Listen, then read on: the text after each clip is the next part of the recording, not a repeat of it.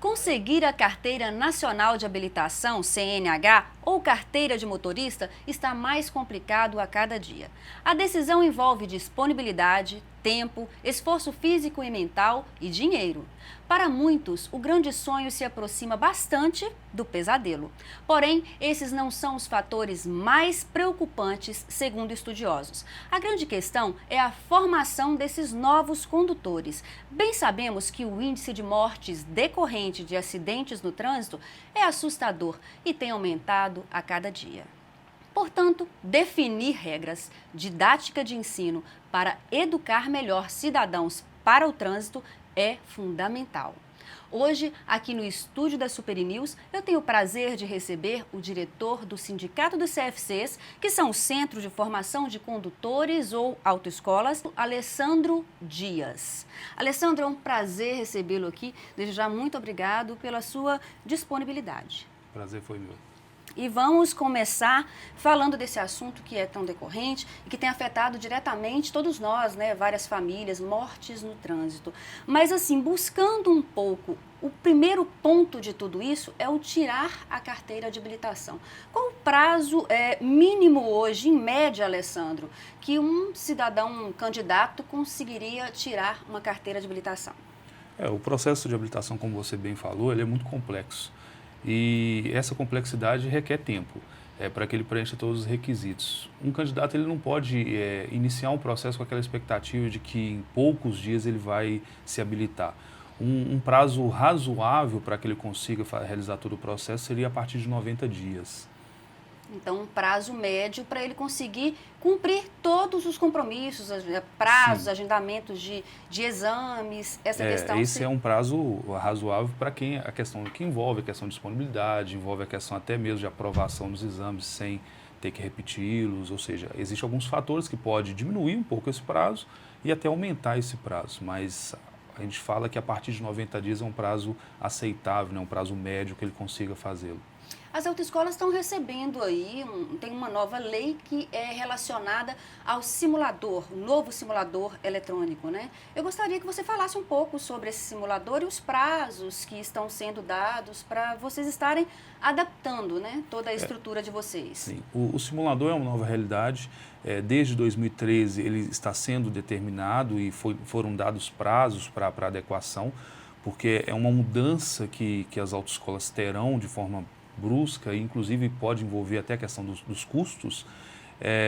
O candidato hoje, antes ele realizava exame médico, psicológico, o curso teórico, depois a prova teórica e ia para a direção.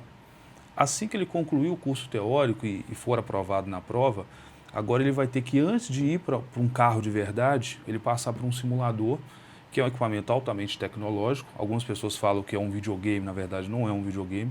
Hoje é uma realidade para várias atividades, aviação mesmo, nenhum piloto é piloto sem antes passar por um simulador. Então, neste simulador, ele vai realizar 5 aulas de 30 minutos. E qual que é o grande objetivo do simulador? É tentar melhorar esse candidato para que ele entre num carro de verdade com mais condições de dirigi-lo. Então, no simulador, ele vai aprender conceitos básicos.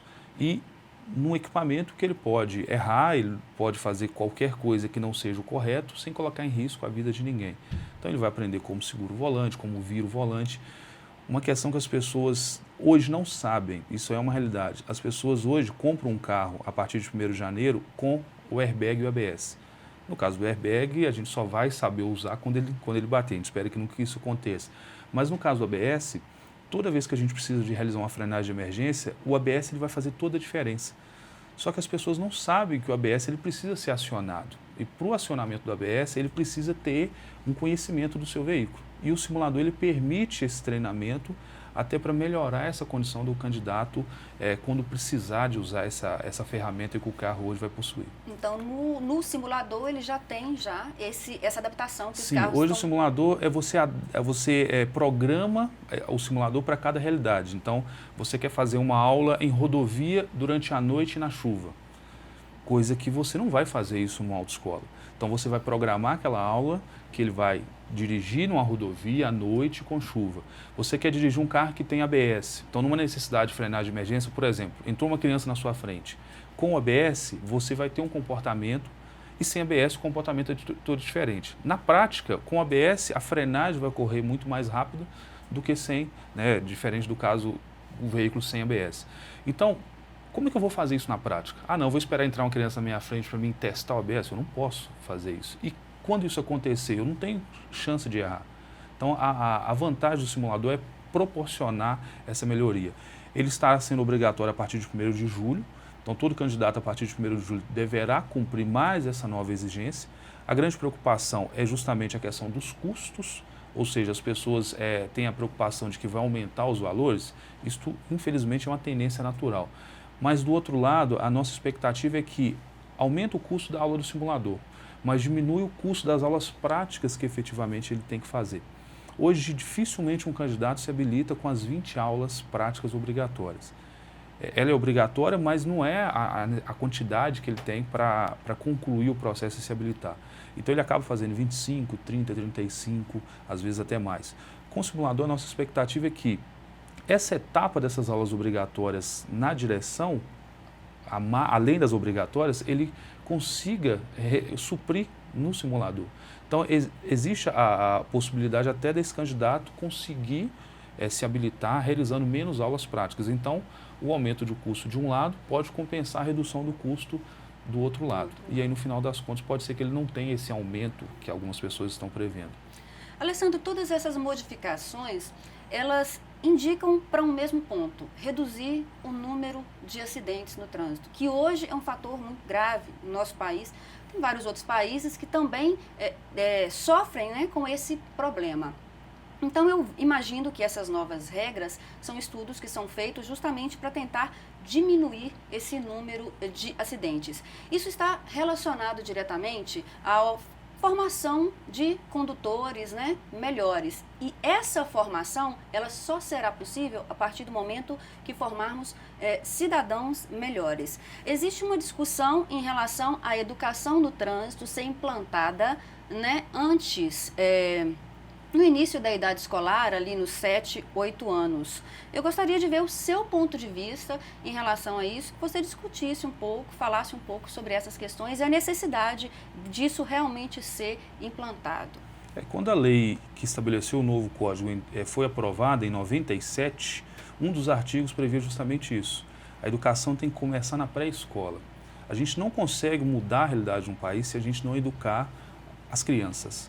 Porque a criança é educada, ela vai virar um jovem mais consciente, mais educado e, consequentemente, um adulto com uma mudança de postura. Não adianta ter um simulador, não adianta ter nenhuma tecnologia se a gente não tiver um processo regular de educação. E não adianta também eu só fazer uma palestra hoje na escola e não fazer mais nada.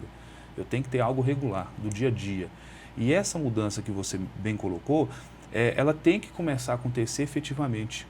E aí a gente não pode querer ficar culpando os órgãos públicos, não pode querer culpar ninguém, porque muitas vezes nós somos os principais culpados. Porque a gente muitas vezes joga a culpa no outro, mas eu vou levar meu filho para a escola, aí é pertinho de casa, então eu não coloco ele na cadeirinha, eu não coloco ele no cinto, eu não coloco ele no banco de trás. Eu muitas vezes levo uma criança menor de 7 anos numa motocicleta, eu paro em frente à escola e deixo meu carro estacionado lá em fila dupla. E esses exemplos o filho vai levando para ele, para o seu dia a dia. E quando ele vira um adulto, vira um motorista, ele vai seguir qual exemplo? Da autoescola? Claro que não, ele vai seguir o exemplo dos seus pais, das pessoas que no dia a dia ele convive.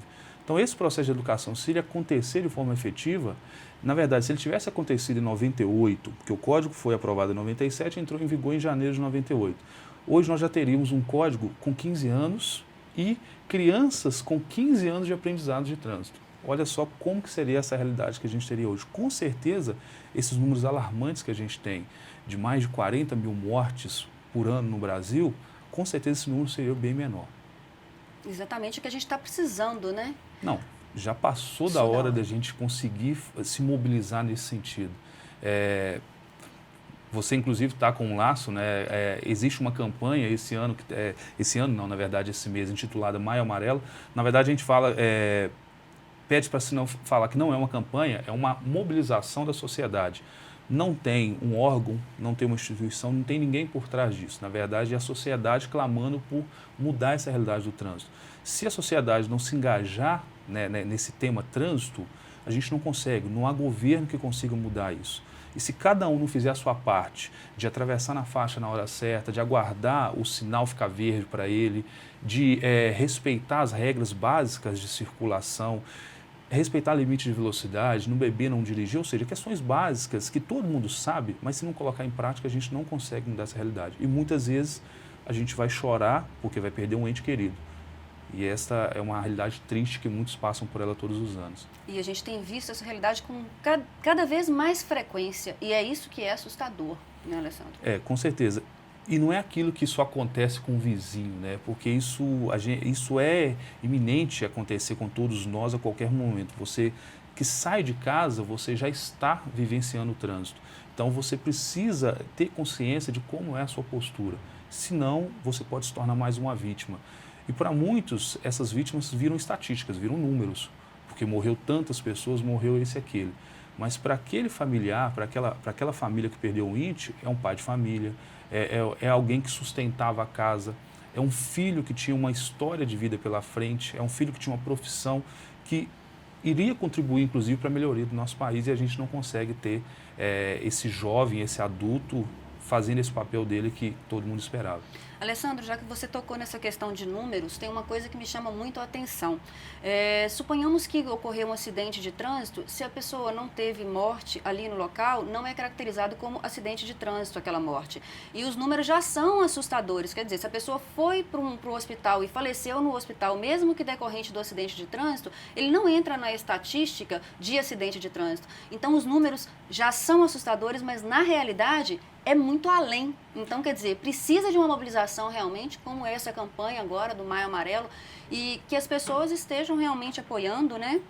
Porque tem um cadastro que pode ser feito no site. Você entra no site maioamarelo.com, você coloca o seu e-mail, o seu nome, você está apoiando a campanha, mas mais do que apoiar a campanha é você vestir a camisa. Vestir a camisa no sentido de mudar suas condutas. Se a partir de hoje você parar de adotar uma prática errada no trânsito, você já está aderindo a esse movimento e contribuindo para que a gente tenha uma mudança no trânsito. Você tocou num assunto, as estatísticas mostram que a gente tem mais de 40 mil mortes.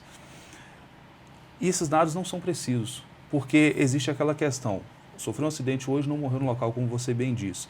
A pessoa sofre várias intervenções, morre 1, 2 meses depois.